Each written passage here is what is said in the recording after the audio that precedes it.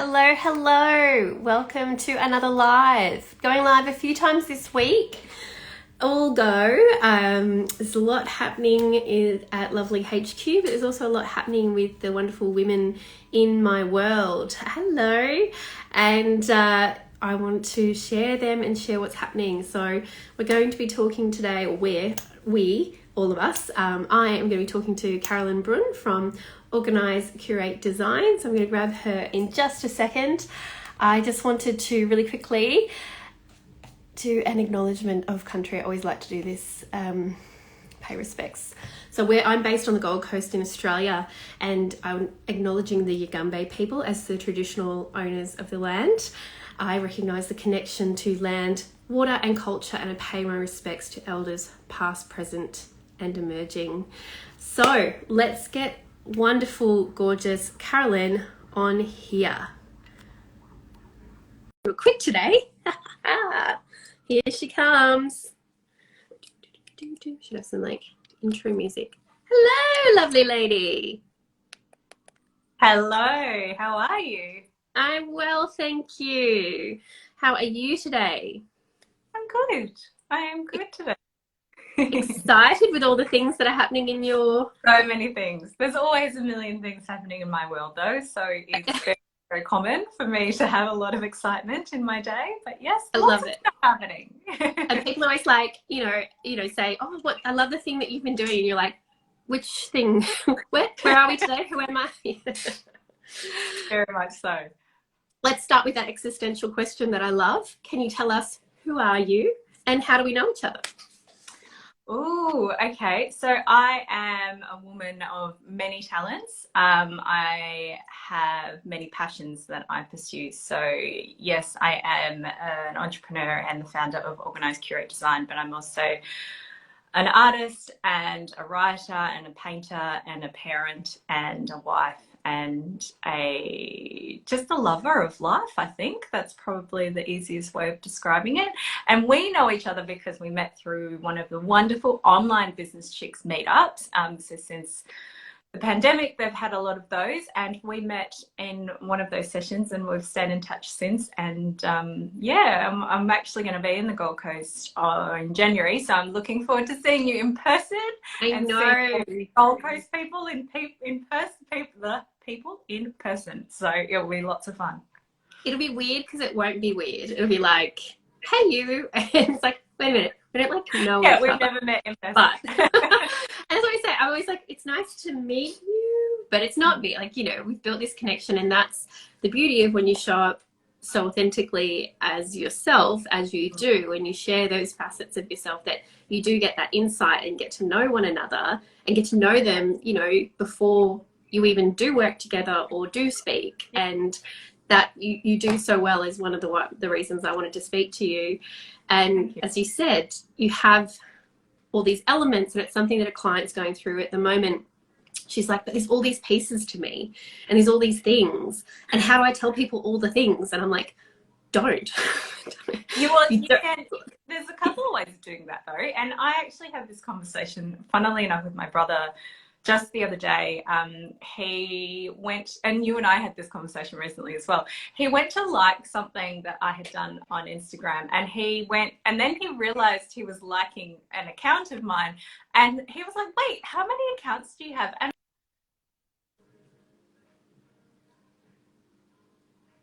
oh, your sound's just gone. Yeah. still there? Oh, there you go. Yes, you're back. Yes, it's better. No, that was so I have this thing on my phone where I try to reduce how much social media I do, and me too. Like, you've used up your time. I'm like, oh god. Yeah, it's always during a live. Sit there and chat on lives. Yep. Every time. So yeah, he was like, wait, how many accounts do you have? And I'm like, I've got a few, because to kind of go back to what your client was saying, because I do so many different things, I have a different hat when I do those things, and I'm really conscious that someone that shows up on this account is likely looking for time management and organization and life hacks and life admin and the things that we're known for here and that I'm known for here. But when I'm painting, it's kind of got nothing to do with that. And when I'm writing, it's kind of got nothing to do with that. And so I've consciously chosen to have different Instagram accounts in this example, but that's how I manage the different brands that are Caroline. And it's how whatever works for you. And I remember somebody really challenged me on this because I was explaining to them that they really needed the business one and then the personal one because of the nature of what they were doing. And then they were like, yeah, but you don't. And I said, well, but that's a decision that I've made and I'm comfortable with it because for a long time, Emma Lovell was doing the things and Lovely Communications fell under that and travel fell under that. And then it got to a point, and it's probably in doing the work with my clients, that it was like, no, Lovely Travels is its own mission. And the travel side and the adventure side, and, you know, yes, travel's a part of my life, but that is something and there's an audience for that. So I created it separately. And then with the way that I'm working in Lovely Communications now, it was like, that doesn't really fit under what I'm doing personally. And actually it was when I had a child that it was like, I want to share stuff about my boy. I want to share stuff about our family. I want to talk about the Gold Coast. And on my personal, I'll talk about travel and I'll talk about the business and I'll talk about all those things. But on my business, I don't really want that mixed in. I wanted some separation. So that was my choice. And that's the thing. It's your brand. It's your life. And how you manage it is up to you. With my kids and things like that as well. So I definitely have a personal Instagram and Facebook which it is kind of quite shut down and private because they're the things that, and I'm also really conscious of the people in my life that may not want to be on a public platform like this. So when I'm sharing photos of my children or my partner or whatever, those things are really important to acknowledge the other people in that space and that they didn't choose to be on an Insta Live. So I'm mindful that I have to respect their privacy in that space as well. And it's absolutely, it's okay. It's got to be that you're okay with it and how you feel comfortable with it. And if you can only manage one thing and you feel that you can show and you want to show that holistic, cool, have one Instagram where you talk about all the things. And if you don't want to share personal stuff at all online, don't. Don't put up photos of your kids. It's okay. And I think this thing when we do talk about personal brand, people feel like they have to share everything and like vulnerability overload and cry. And it's like, no, it's being personable and it's bringing yourself to whatever you're doing. And so whether you're on your painting one or whether you're in your business one or whether you're on your personal account, we're going to get Caroline. We're going to get the same experience. Doing something I'm really passionate about. It's just being really intentional on what I'm speaking about and what I'm sharing in that way. So you and I had this conversation. I think you had tagged me at something and I was like, wrong account, I can't share in this account because it has nothing to do with that particular account, but it does trip people up. And yes, my darling brother was like, what is your deal? I'm like, don't even ask me how many domains I own. That's a whole nother conversation. Absolutely. And so with that, like, art of management, tell us, like, how did you get into this? Like, I think everybody's just seen this life management. They're like, yes, I need it. And how do everyone does life management to a certain extent. Just some of us do it a little bit better than others.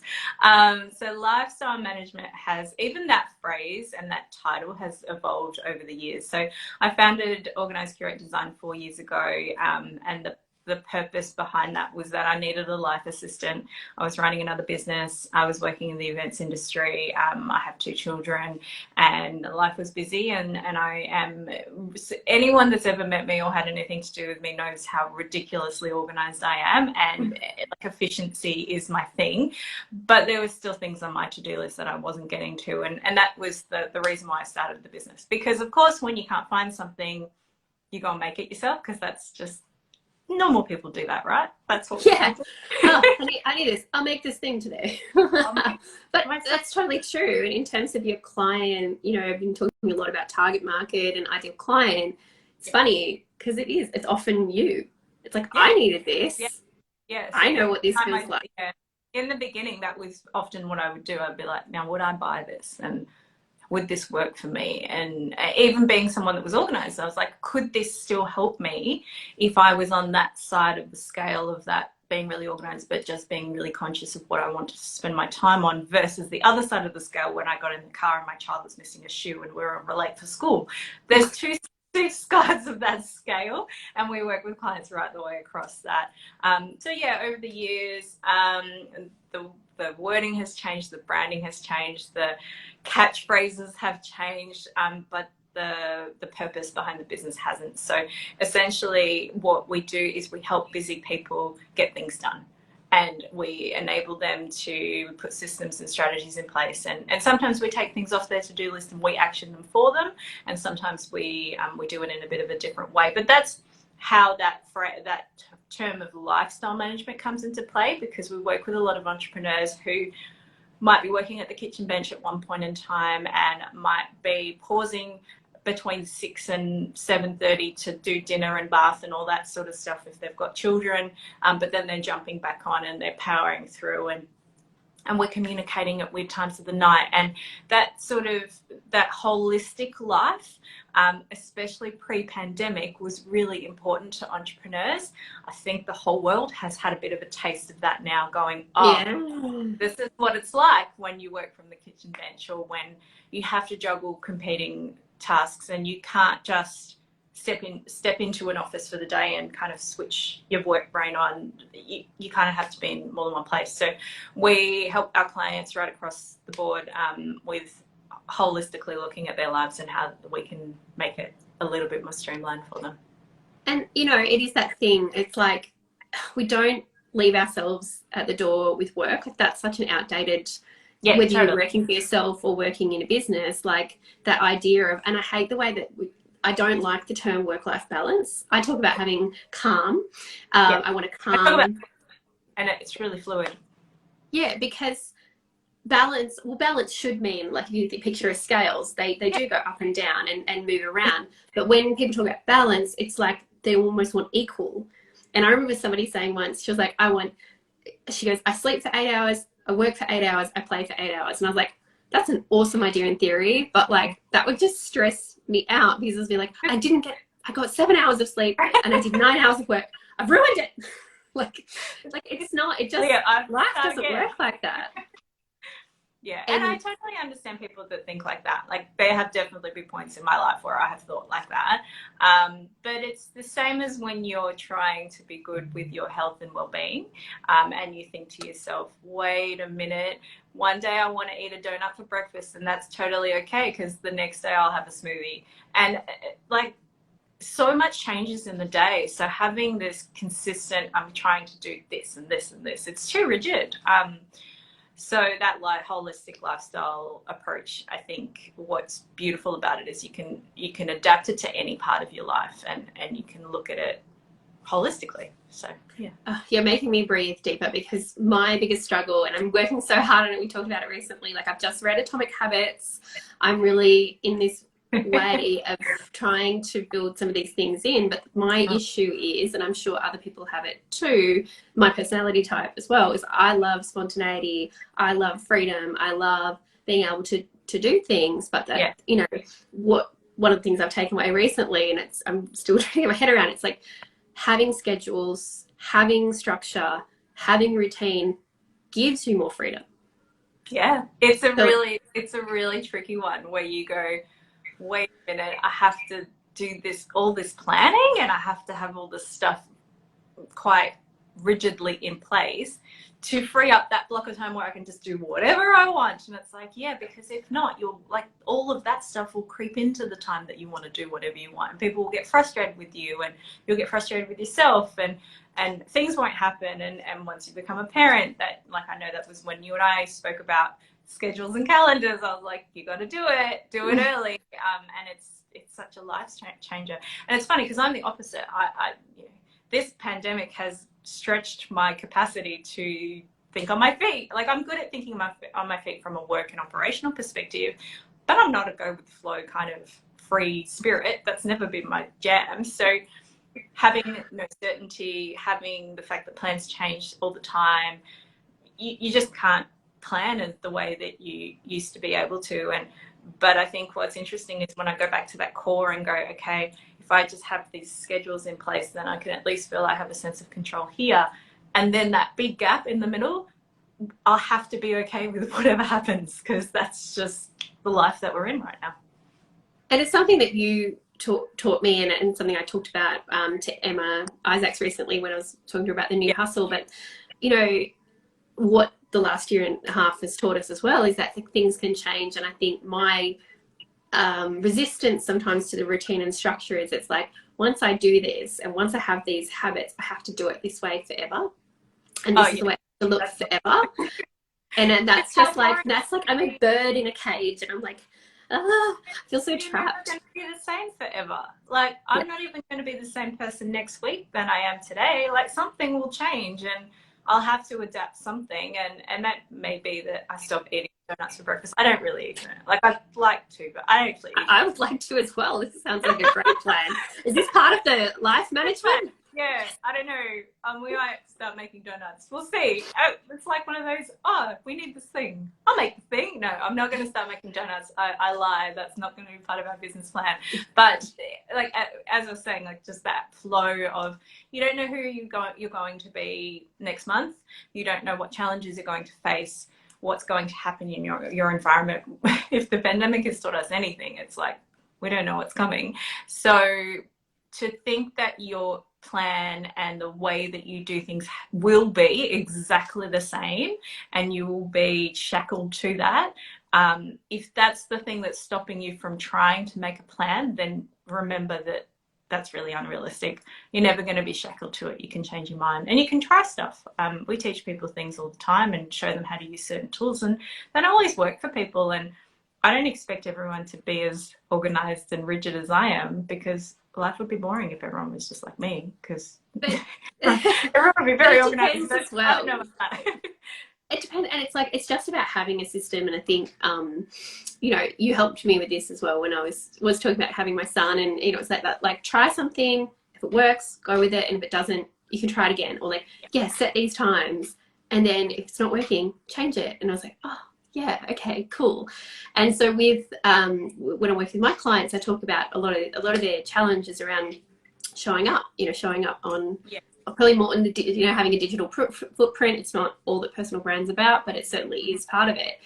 And I talk to them about having a social media. So although in some parts of my life I find it really hard, I show other people that, like, you're so organized, but I guess it's because it's become a habit. And it's just something that I do by second nature, because I've done that planning and I understand the process. But I say to people, it doesn't matter what you choose a system that works for you, or the tool that works for you. And sometimes I've had this issue where I've worked with people before, and they've come along and I've said, I need to fix this or tweak this. And like, oh, I've got this great system. I'll be like, okay, I'm open to it. And then they show me, and it's like, yeah, cool. Like, that's a really great tool, or it's really great software or whatever. But you still have to implement the data, or you still have to follow the process, or we still have to agree upon how it's going to work. Yeah, you've still got to use the thing. Like, it's not a skill. Like, you have to do the thing.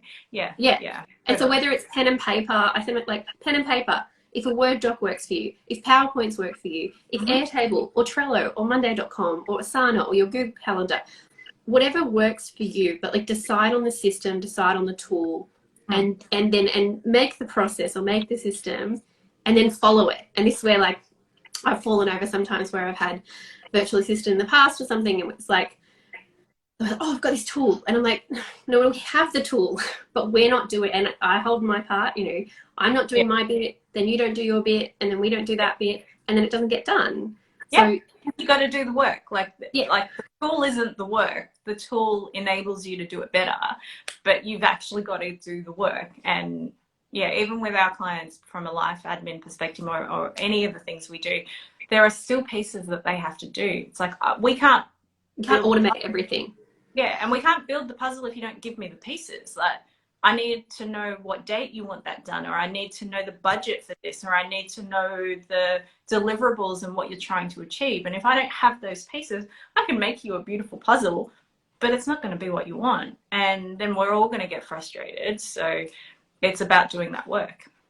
And it sometimes is that learning as you go and adapting as you go and working out what works for you. And I know for us, like having the sort of the steps, but not necessarily, it's like all these steps have to happen. And I'm thinking about my son's bedtime routine, like, because this is where I've probably got better at it. It's like all these things have to happen.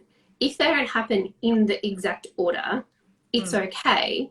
But if we follow this sort of process and within this time frame it gets done, he will go to bed and he will sleep. So, and that's where I fell over in the past. It's like, I've got to do this.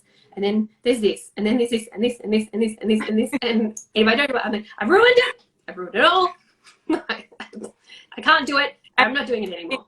Remember you can just start again tomorrow. Like, he's not going to never sleep again, or you're not going to never post on social media again, or you might, but let's hope not. Like, you're not going, there's a whole new day coming. And I actually said this recently in a session I was doing, and I was like, I love the phrase of it's a bad day, not a bad life, but I've actually dumbed that down even further to say it's a bad moment, because it's often not even a whole bad day. It's this 1 minute where you tripped over and you stubbed your toe, or you spilled coffee on your white shirt and you were running late or whatever, but then you just got changed and you grabbed a takeaway on the way and you did what you needed to do. And then the meeting was actually fine, or the person was running late too. And if you take that whole thing and say, I had a bad day, when you kind of drill it down, you're like, well, no, it wasn't. It was just this half an hour, 10-minute, 5-second moment, and you can start again the next day. It's just and that's a great point with like those processes as well, and those habits and routines. It's like, if one bit doesn't work, let's fix that bit. Let's not throw the entire thing in the bin.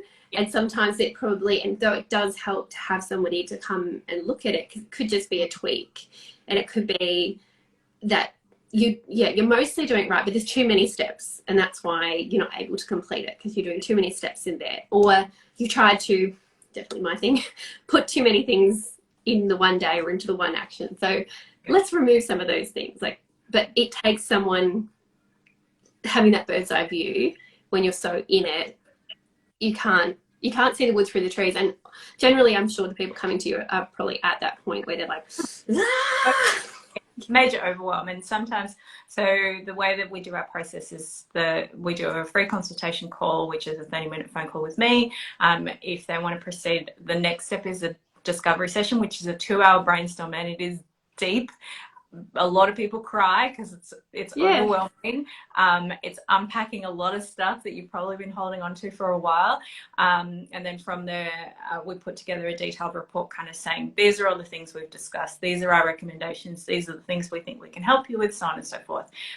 But even in that process, the unpacking of the overwhelm, the unpacking of the mental load, the unpacking of the I should mentality, and all the guilt and all of the inner critic and all of the stuff, like, that sounds really deep, but it is. Like, this is our lives. Like, we're not, I'm not like a shampoo management company. Like, we're a lifestyle management company. We're playing with people's lives and we're trying to improve them, and to do that, sometimes we've got to get to the nitty gritty. And it's really interesting because I'll have someone in that first phone call be like, I just never get to the laundry. And I'm like, okay, cool. So there's a pile of laundry that you don't seem to be getting to. Let's talk about that. By the end of the phone call, we find out what the laundry is, the straw that breaks the camel's back, because they keep seeing this pile of clothes, but there's always something else.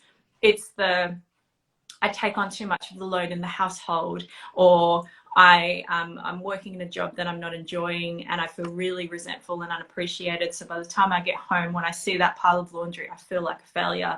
Or it's I have too many life admin things to do, and my budget doesn't accommodate for outsourcing, so I don't really know who to call on, or I don't have family and friends nearby, or whatever. Like, there's always something. There's a root cause. But when you cry over the laundry or the dishes in the sink, it's never the dishes in the sink. So that's the other part of our process that's really important to the success of the relationship between us and our clients, is we get into the nitty gritty pretty quickly, and then just give them that space to be really vulnerable and honest, because we can't make long lasting change if we're not all on the same page.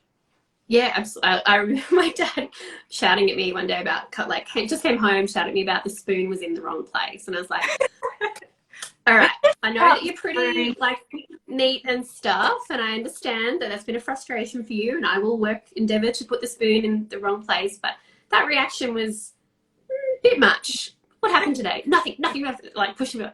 You know, it turns out bad board meeting and overwhelm, blah, blah, blah. It's like, it's not the spoon. I mean, I still do need to put the spoon in the right place, but. Yeah, oh, yeah, still do that. Like, you still. It's like giving Caroline, like, she's like, put the spoon back. Why did you do that, Emma? Like, that's silly. But yeah, that's, I mean, you know, me cry then. And I'm guessing a lot of your clients are women, because we do carry that load, and it's so invisible and it's so hard. It was awesome, actually. A friend said recently there was an article or a show.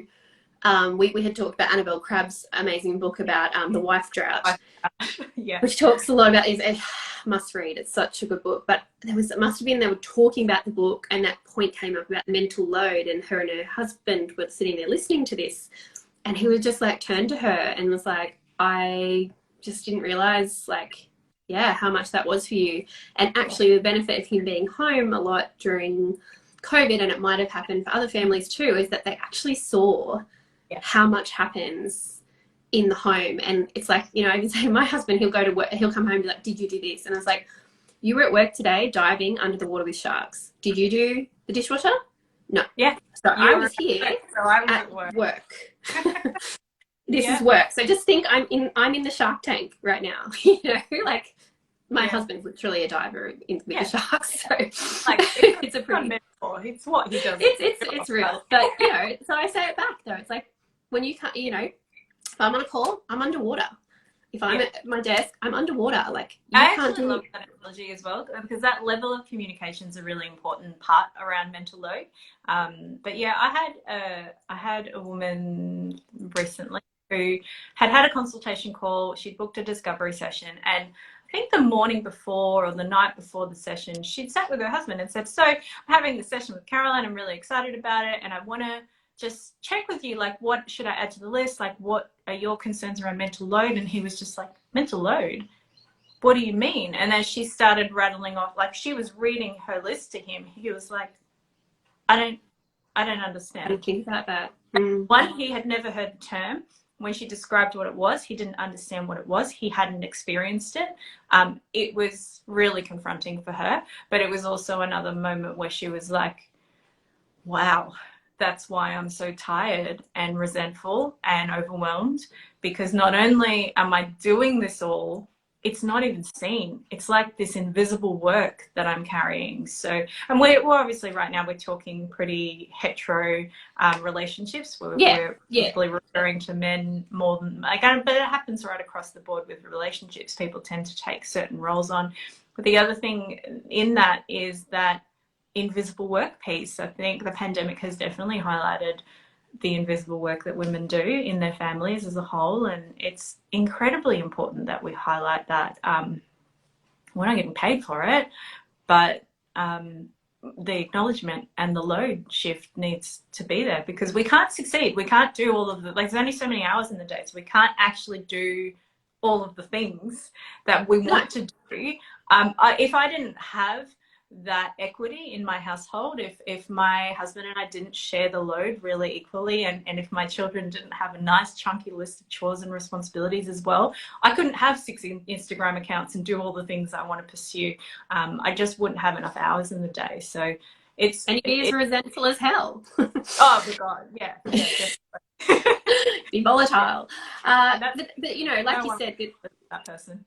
It's not just the wife, husband, or hetero, you know, or relationship even. It can happen in friendships. It can happen in work relationships, that, you know, one business partner takes on more of that mental load.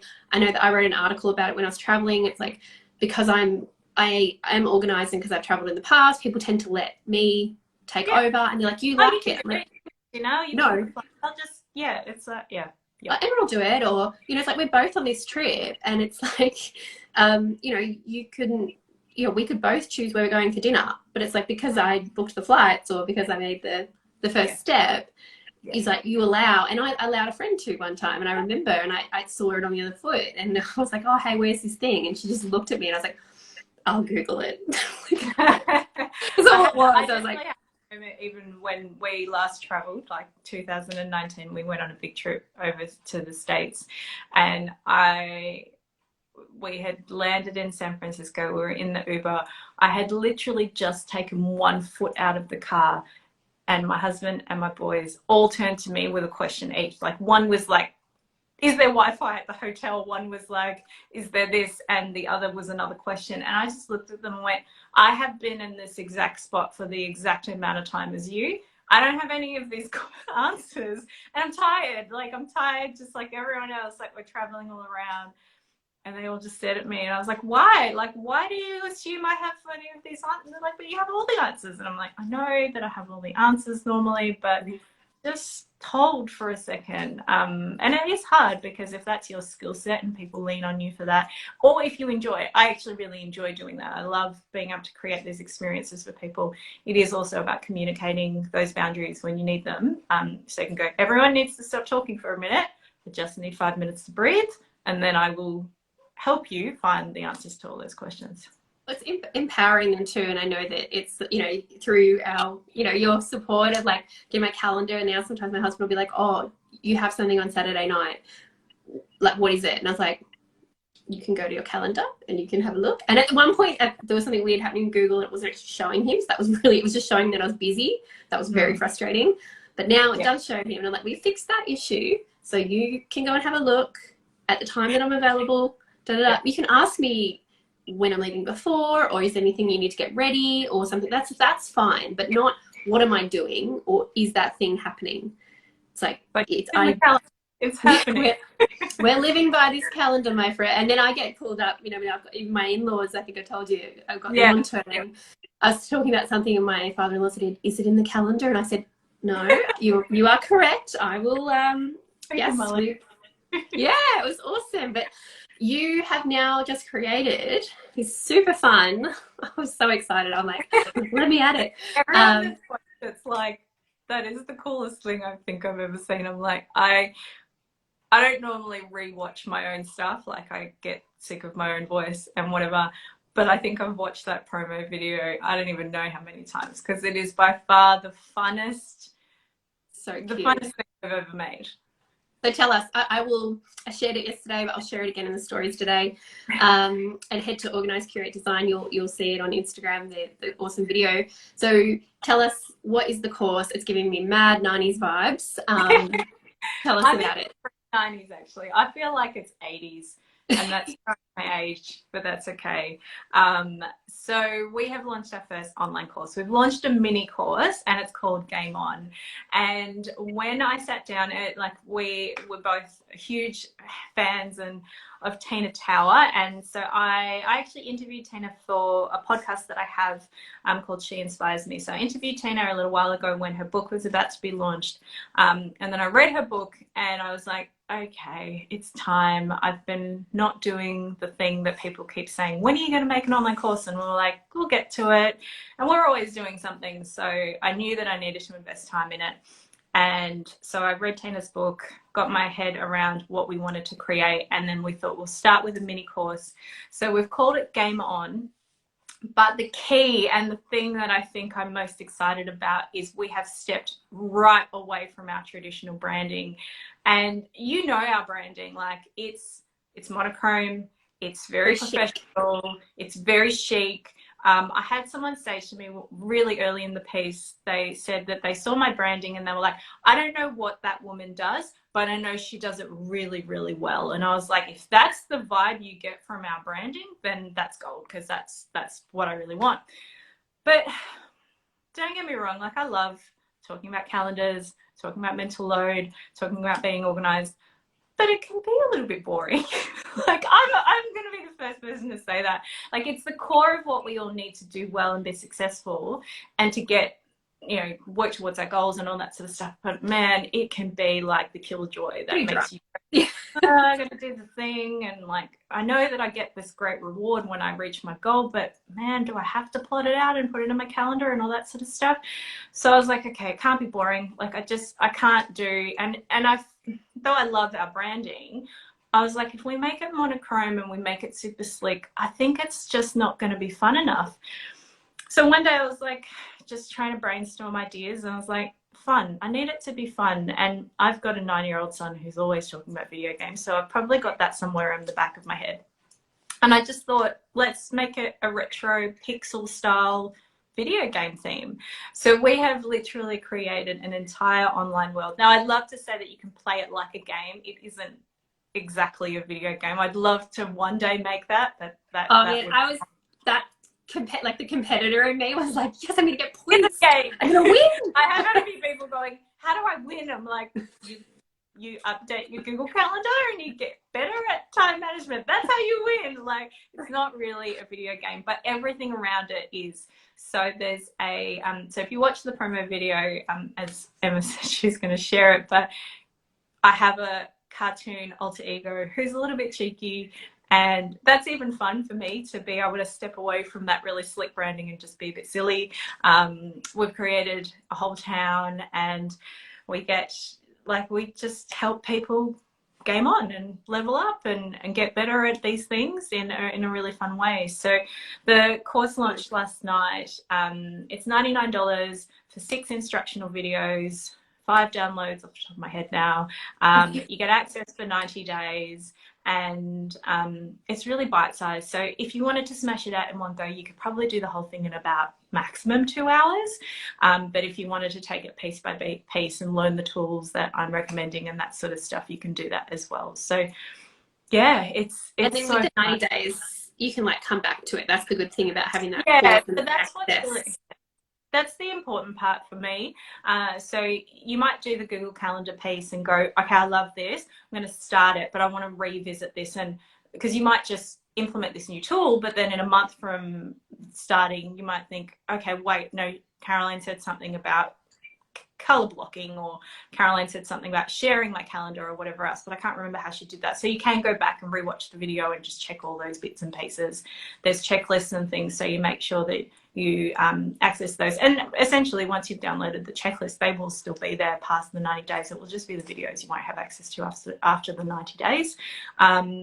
Yeah, so it's super exciting. And it's just one of those things that, like most people, it's like, oh, I'll get to that one day. And I've built and created all of the things, like with the help of an incredible team, small team, but incredible team of people, in about 5 weeks. So well done. Yeah, it's really, really cool. And it's just fun. Like, I think there is an element of gaming though in those courses, and what I love about the platform that we've both used is you get to complete. And as somebody who is not a completer, and who wants to be and who wants things done, to watch a video or to finish a module and to like get it and it says complete and it like ticks, it's just like, oh. And so that's the game for me. It's how can I learn all the things and tick all the things, but do go back, and I know that the advice I give to people in my courses and programs is do it as you go. Like, so it's all well and good to just be like, yeah, I watched it and I finished it. It's like, implement it, because that's where the change is going to happen. Yeah, definitely. So it's really easy to use. The platform, as you said, that we both use is really user friendly. Yeah, I'm really proud of the work that we've created, and the animated team. So from Swivel Media, there's a animator called, her name's Kendra, and she just nailed it. Like, when I said, I want an animated pixel version of me that's a bit cheeky, and every time I just set her a challenge, she just came back to me really quickly with this or that. And there was a point where I almost cried when she like sent me the whole town of people, and I was like, you've literally crawled into my brain and used all my imagination and turned it into a thing. And it's really, really fun to see something like this come to life. So yeah, it's there on our so if you head to our Instagram, you'll see, you can watch the video. The video is, like, as I said, it's the funnest thing I think I've ever done. And it's funny. It's just funny. But we'll be sharing a lot over the next few weeks, and yeah, it's just super cool. I'm really, really proud of it.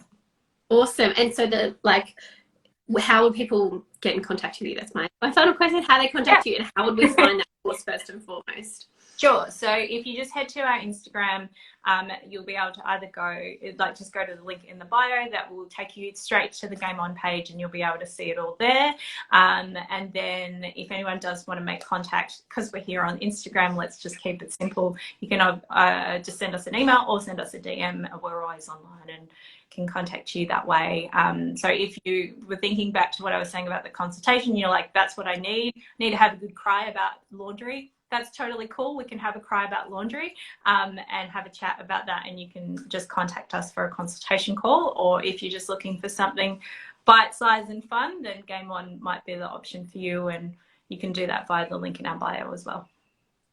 Thank you so much, Caroline, for joining us. I so enjoy your pearls of wisdom and your approach. And as I said, you show up with your brand. You show up so beautifully. And I just so wanted to have this conversation with you. And we're going to be chatting on the podcast soon as well. So even more time to interact. I look forward to it. Thank you for your time today. No problems. Thanks for having me. Bye. Bye.